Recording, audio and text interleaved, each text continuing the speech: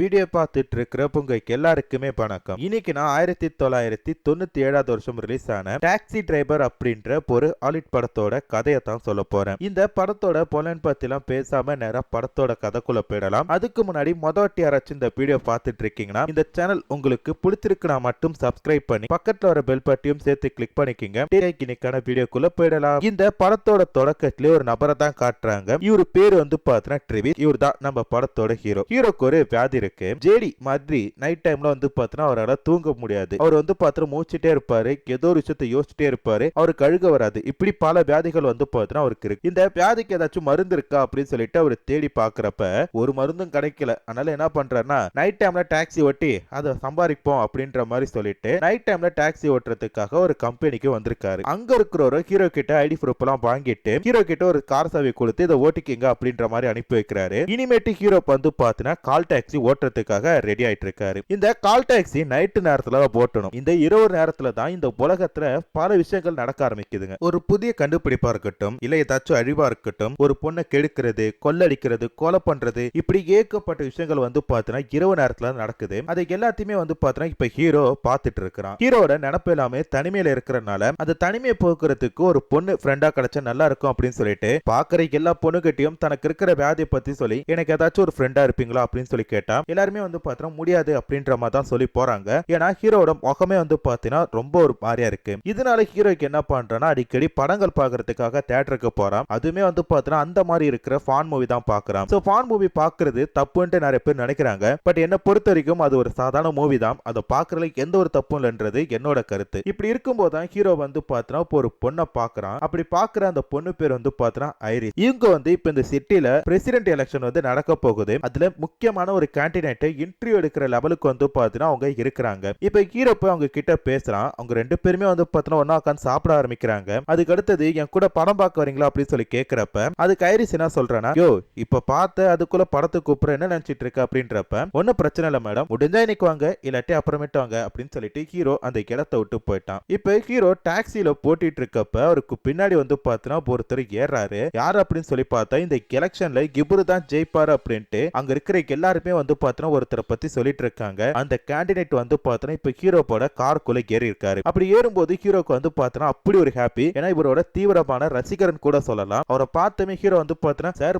உங்களுக்காக தான் சார் ரொம்ப நேரமா நான் காத்துட்டு இருந்தேன். நீங்க வந்து என் கார்ல என்ன ரொம்பவே சந்தோஷமா இருக்கு சார். அது மட்டும் இல்லாம இந்த எலெக்ஷன்ல கண்டிப்பா நீங்க தான் ஜெயிக்க போறீங்க. நான் கடவுள்கிட்ட எல்லாம் ப்ரே பண்ணிருக்கேன். அதோட நான் யாரெல்லாம் பாக்குறனோ உங்களுக்கு தான் ஓட்டு போடணும்னு சொல்லியிருக்கேன் அப்படின்ட்டு ஹீரோ அவரை பத்தி பெருமையா பேசுறான். அப்படி பேசிட்டு இருக்கும்போது அவர் என்ன பண்றாரு, நிறுத்து அப்படின்ற மாதிரி சொல்லிட்டு கார் ஒரு இடத்துல நிறுத்துறாரு. அப்படி நிறுத்துற இடம் எதுன்னு சொல்லி பார்த்தா ஒரு விபச்சார விடுதி. அதுக்குள்ள வந்து பார்த்தா ஒரு போயிட்டு இருக்காரு. ஏண்டா இவனை பத்தி பெருமையா பேச ஊர்ல இருக்கிற எல்லாருமே இவன் ரொம்ப நல்லப்பா அப்படின்ற மாதிரி சொல்லி நினைக்கிறாங்க. ஆனா இப்ப என்னடானா நைட் டைம்ல யாருக்கும் தெரியாம ப்ராஸ்டியூட் நடக்கிற இடத்துக்கு போறான். அப்போ ஒரு கெட்டவனை தான் முன்னாடி நம்ம நல்லவனு சொல்லி நினைச்சிருந்தோமா, அப்படி அந்த நல்லவனுக்கு தான் நம்ம ஓட்டு போட போறோமா அப்படின்ட்டு ஹீரோக்குள்ள வந்து பாத்தீங்கன்னா ஏகப்பட்ட குழப்பங்கள் வர ஆரம்பிக்குது. இப்படி ஹீரோ குழப்பத்தோட உட்கார்ந்து இருக்கிறப்ப அந்த காருக்குள்ள ஒரு பொண்ணு வந்து ஏறா. ஏறதுமே ஹீரோ பார்த்து சீக்கிரம் பண்டி எடுங்க அப்படின்றப்ப ஹீரோ எதுவுமே சொல்லாம அமைதியா இருக்கான். உடனே ஒரு ஆள் என்ன பண்றான், அந்த பொண்ணை புடிச்சு போயிட்டு தம்பி இந்த காசு அப்படின்ட்டு காசை தூக்கி போட்டு போறான். அப்பதான் ஹீரோக்கு புரியுது இங்க இருக்கிற எல்லாருக்குமே பணம் அப்படின்றது ரொம்ப முக்கியமான பொண்ணு. அப்ப பணம் தானே எல்லாத்தையும் முடிவு பண்ணுது. அந்த பணத்தை சம்பாதிக்கிறதுக்கு தானே நாமளுமே முயற்சி பண்றோம். ஆமா இப்ப எதுக்கு ஒரு பொண்ணு இதுக்குள்ள பந்தா, அந்த பொண்ணு ஒருத்தன் எதுக்கு கூட்டிட்டு போறான், எதுக்கு சம்மந்தமே இல்லாம பணம் கொடுக்கறான் அப்படின்ற பல கேள்விகள் ஹீரோவோட மைண்டுக்குள்ள போயிட்டு இருக்க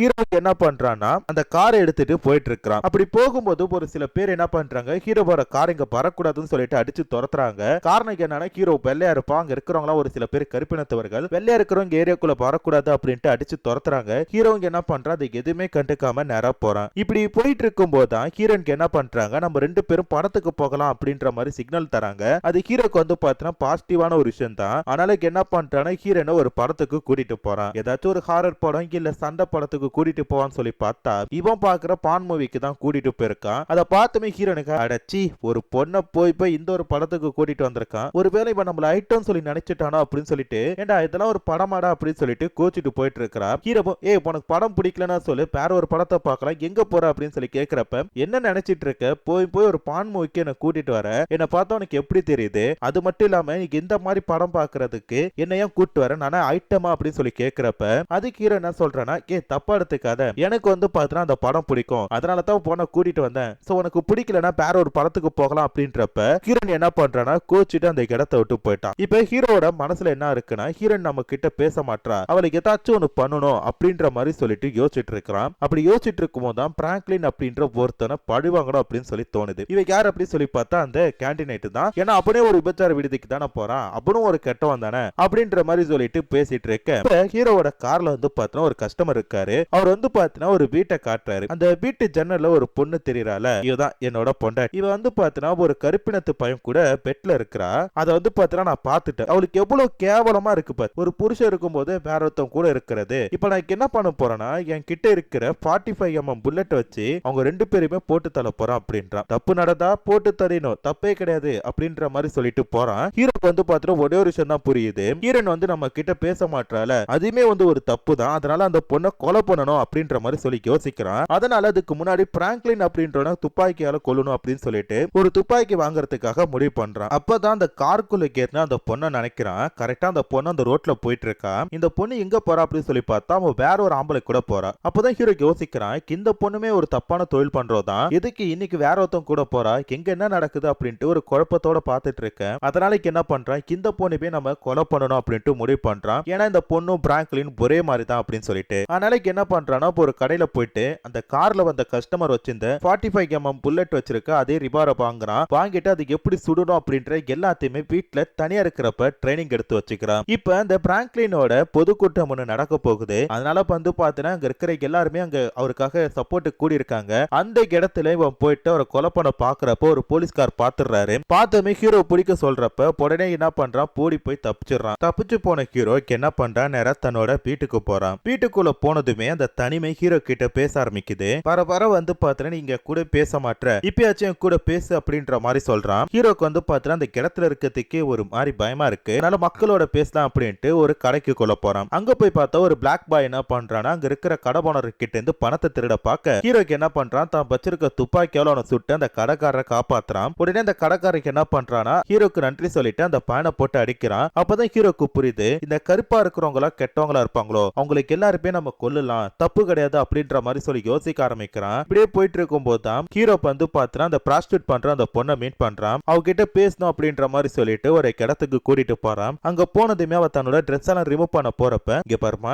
எனக்கு இதெல்லாம் விருப்பம் கிடையாது, சோ உன்கிட்ட கொஞ்சம் பேசணும், ஆமா நீ எதுக்கு இந்த மாதிரி தொழில் பண்ற, உனக்கு என்ன பிரச்சனை அப்படின்னு சொல்லி கேக்குறப்ப, உனக்கு இதெல்லாம் சரிப்பட்டு வராது, உனக்கு சொன்னாலும் அதெல்லாம் புரிய போற கிடையாது. உங்க ஹீரோக்கு என்ன பண்றான், உன்கிட்ட நான் பேசணும் அப்படின்ற மாதிரி ஒரு இடத்தோட அட்ரஸ் கொடுத்து அங்க வர சொல்றான். ஆனா அந்த பொண்ணு என்ன பண்றானா, ஹீரோவோட பேண்ட கைட்ட பார்க்க, ஏய் போன கருவில நான் என்ன பேசிட்டு இருக்க, நீ என்ன பண்ற அப்படின்றப்ப, ஓ நீ அந்த மாதிரி ஆளா, சாரி அப்படின்ட்டு ஹீரோன் அந்த இடத்தை விட்டு போறா. ஹீரோவும் கோச்சிட்டு அந்த இடத்தை விட்டு வந்துட்டான். இப்ப ஹீரோ சொன்ன மாதிரி அந்த பொண்ணு என்ன பண்றா, அந்த இடத்துக்கு வரா. வந்த இடத்து ஹீரோ கேக்குறான், ஆமா எதுக்கு நீ இதெல்லாம் பண்ணிட்டு இருக்க அப்படின்ட்டு. எதுக்கு பண்ணிட்டு இருக்கனா, பணம் சம்பாதிக்கிறதுக்கு தான். இங்க பாரு, இந்த உலகத்துல முக்கியமானதுன்னா பணம் தான். அதை எந்த மாதிரி பண்ணாலும் நம்ம சம்பாதிக்கலாம், ஆனா அதுக்கு யாருமே குத்தம் சொல்ல மாட்டாங்க, பணம் சம்பாதிக்கிறது ரொம்ப முக்கியம் அப்படின்ற மாதிரி சொல்ல, இப்படி இந்த பொண்ணு பேசவும் ஹீரோ திருப்பி என்ன பண்றானா, அந்த கேண்டினேட்டை கொலை பண்ணணும் அப்படின்ற மாதிரி சொல்லிட்டு முடிவு பண்றான். ஏற்கனவே ஒரு கொலை முயற்சி நடந்தனால போலீஸ்காரங்க எல்லாருமே உஷாரா இருக்காங்க.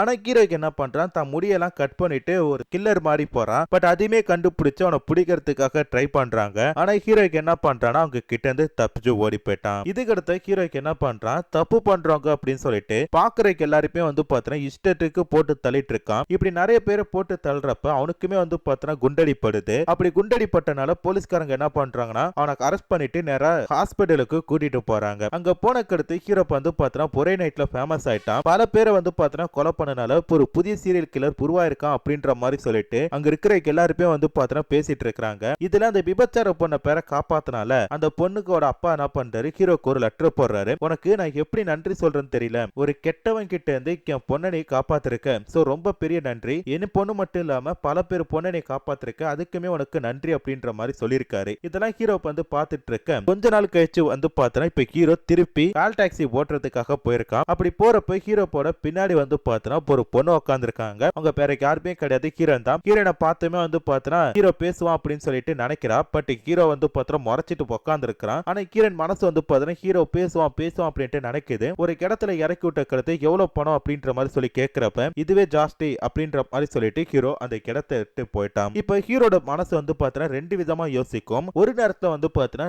சாதாரண கால் டாக்ஸி ஓட்டிட்டு தனிமையில வாழ்ந்துட்டு இருக்க ஒருத்தவன், இன்னொருத்தன் வந்து பாத்தீங்கன்னா பாக்குற எல்லாருமே தப்புன்னு தெரிஞ்சா போட்டு தள்ளுற ஒரு ராபின் குட் அப்படின்னு சொல்லிட்டு வாழ்ந்துட்டு இருக்கான். அப்படியே வந்து பாத்தீங்கன்னா இந்த படத்தோட கதையை முடிச்சிட்டாங்க.